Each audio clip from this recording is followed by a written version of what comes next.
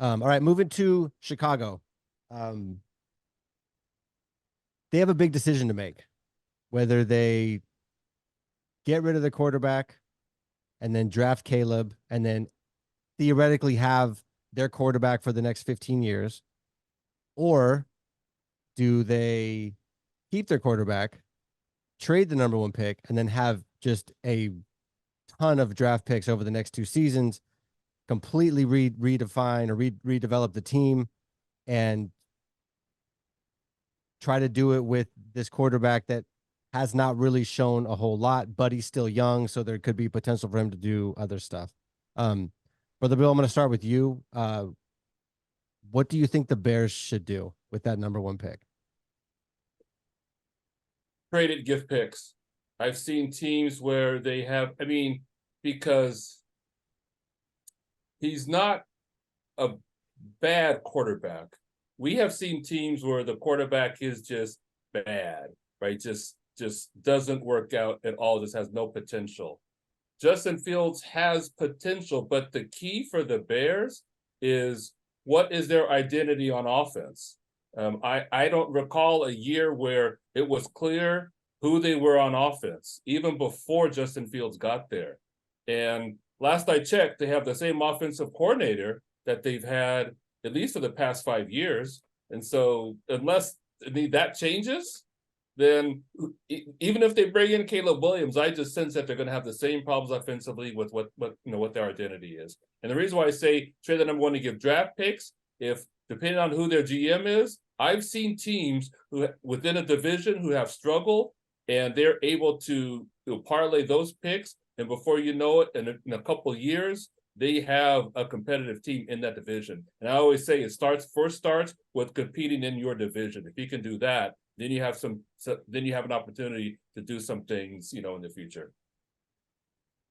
Brother James, thoughts on what the Bears should do with that number one pick? Well, I can't believe I'm agreeing with Brother Bill. I think they should keep Fields and trade for some picks. I think they need to focus on the running game, because every time I saw him, he was their running game and trying to pass the ball. So I think they need to go for a running back, and the definition of insanity is doing the same thing and think you're gonna get the same different results. So I do think that they do need to change out the offensive coordinator. So they do have a new offensive coordinator. They got Shane Waldron, because remember they had brought in, or they were interviewing with Cliff Kingsbury. So they brought in Shane Waldron as their new OC. So they're trying something different. I don't know why they wouldn't have brought in. Well, I guess that was one of the first signs with them not bringing in Kingsbury. I think that might have been one of the first signs of maybe they're not going to go for Caleb, but they're trying something different. Deacon Hill, what do you think that Chicago should do? Yeah, this is I don't know, it might snow tomorrow, because I'm agreeing with Bill also. I don't know what's gonna happen. But yeah, I was reading up today on Peter King was talking about the draft and stuff. He was talking about the boatload of picks that they could get for trading. And then he gave Justin Fields a grade of a B quarterback. And just like you say, you go for Caleb, and you really don't know, because there's been busts that come out in the number one overall picks. Manziel, and you can name a few of them that came out that didn't pan out. And with Justin Fields, you know what you have. And then that their defensive, their GM, which is his name is Ryan Poles. He traded down last year and brought in DJ Moore, the receiver. So he has a history of trading for picks and stuff like that. So I think that's the route they're gonna do. And they got a boatload of picks. They can get first rounds, and then they got first round picks in 2025. They could retool that team, and that's the route they need to go, because they're not just one player away anyway. So yeah, they would do great to trade that pick and load up on talent. Yeah, it's tough, because if he was my quarterback, I would want a different quarterback. Like if he was a Niners quarterback, I want somebody different. But I think it's hard because the dude is so fast and he has such a strong arm and he's so athletic. When you look at him, when you look at like the tangible quarterback stuff, you go, how can we not make this work? This dude is a full on just stud athlete. Somebody has to be able to figure out how to make him accurate. And I think what happens is people look at Josh Allen, and this is what happens. Somebody does something with somebody that kind of is in the same mold as their quarterback, and they go, "Oh, we'll just do what they did." And the build, like Josh Allen was a mess coming out of college. Dude was like 50% completion. I mean, he's kind of terrible. He's just gigantic. First year, not great, but he kind of slowly got better and better. And I'm sure the idea is like, look, we have this just dude that if we could just get him more accurate, maybe reading the defense a little bit better, maybe pulling the trigger a little bit faster, we can make it work. It's a tough spot because the stuff I've seen from Caleb, I know the people on the radio love him, podcasters love him, but I see kind of a Kyler kind of dynamic with him where he's got, and granted he's a kid, so I'm not saying, it sounds stupid to say, oh, he's got some maturity issues. He's a kid. I get it, but quarterbacks are like they're like different humans. The top quarterbacks are like, it's like they're old men in like young guys' bodies. They're professional and they're this at like 22. They're like Peyton Manning and Tom Brady and I don't see it with him. I see him being kind of immature, kind of up and down. I wouldn't bank my future on him, but then I don't, with the other guys, you don't know. It's kind of a crapshoot of who's going to be good. Like the Michigan kid, I don't see how he's going to be, great. We got the guys from JJ, what's his name? McCarthy. Yeah. I mean, he's a little dude. He's going to get popped once and he's going to be knocked out. So it is such.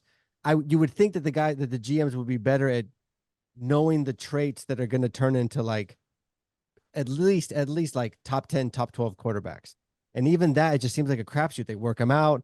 They talk to him, they hang out with them, they do all this stuff, and they go, "This is our dude," and they get him, and you go, "What?" Like the Jets with Wilson. How awful is Wilson? And they were like, "For sure, he's going to be number 2. He's our guy." He's terrible. Like he's way worse than Fields. So when you talk about those guys you bring in and they just don't work, dude, Wilson does not work with the Jets at all, which is why they got Rodgers.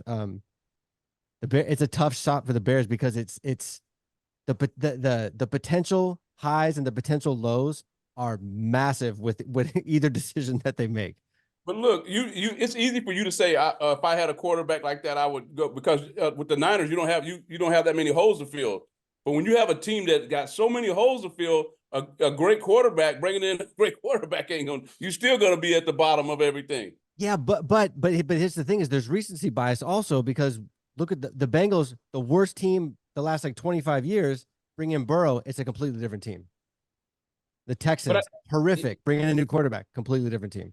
Yeah, but I think, and this is where, I mean, there's not an earthquake. So if it gets snow, I'm gonna have to agree with Deacon Hill on this one, and that is that with the Bengals, Joe Burrows took them to the next level. They had a good team. They already had a defense. They already had a running game. They had a good coach. Burrow was that missing piece for them. And with the Bears, even as talented, as good as Caleb Williams looked in college, there's a big jump between college and when you go to the NFL, when you're playing against professionals on defense. You're playing against dudes who have been there. You're not playing against, they're professionals, and they've got a defensive coordinator. They're professionals. It's night and day. That's why I just don't get excited about these highly, drafted quarterbacks. Daniel Jones, great example. Who? I mean, you just don't hear about it. So I guess I would sum all that up to say, you have to ask yourself, are there more quarterbacks like a Brock Purdy? And I'm just using him as an example, who just goes unnoticed, right? Last pick in the draft, and seems to be working out with the Niners. Or are there more? Or I'll use what's his name? In Miami. Took a while. Well, Tagovailoa took a different coach. Tagovailoa, yeah. I guess my point is to your point is there are more I think there are more just unknown quarterbacks, and you just don't know until they get to the NFL, regardless of what they did in college. And so I'm always an advocate of when you have, getting back to the Bears, they know what they have with Fields. It's just, can they make him better? Can he be a better decision maker? Athleticism in the NFL only gets you so far. But rule number one is you have to be a good decision maker with the ball.